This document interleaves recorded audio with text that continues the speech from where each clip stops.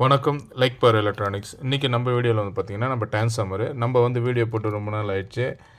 நம்ம கடை கஸ்டமர் எல்லாருமே வந்துட்டு வீடியோ கொஞ்சம் போட்டிங்கன்னா தான் கஸ்டமருக்கு சில டவுட்லாம் இருக்குதுன்னு கேட்குறாங்க. நம்ம வந்துட்டுங்க பாருங்கள், 5 amps ஹெச்டி வந்துட்டு இப்போ நம்ம எவ்வளோ தான் ரேட்டு ஏறினாலும் நம்ம குவாலிட்டி விஷயத்தில் வந்து நம்ம கம்மி பண்ணுறதே இல்லை.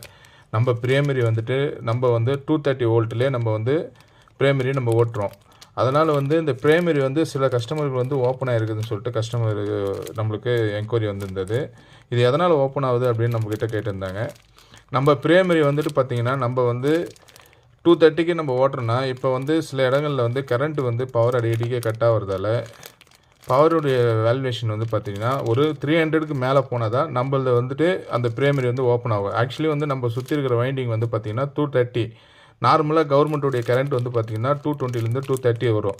அதுக்கு மேலே ஹை வோல்டேஜ் போக சொல்ல வந்துட்டு நம்மளது வந்து ஆக்சுவலி வந்து 270 வரைக்கும் தாங்கும். ஆனால் அதுக்கு மேலேயும் ஓப்பன் ஆகுதுன்னா அதுக்கு வந்து காரணம் வந்துட்டு இந்த பவருடைய ப்ராப்ளம் தான். அதேமாதிரியே இதில் வந்து நம்ம இன்புட்டில் வந்துட்டு நம்ம கொடுக்குற ஒவ்வொரு கேஜும் வந்து பார்த்திங்கன்னா நம்மளுக்கு ஆம்பியருக்கு ஆம்பியர் வேரியேஷன் மாறும். அதேமாதிரி 5 ஆம்பியர்னா அதுக்கு உண்டான கேஜை நம்ம கொடுத்துருப்போம்.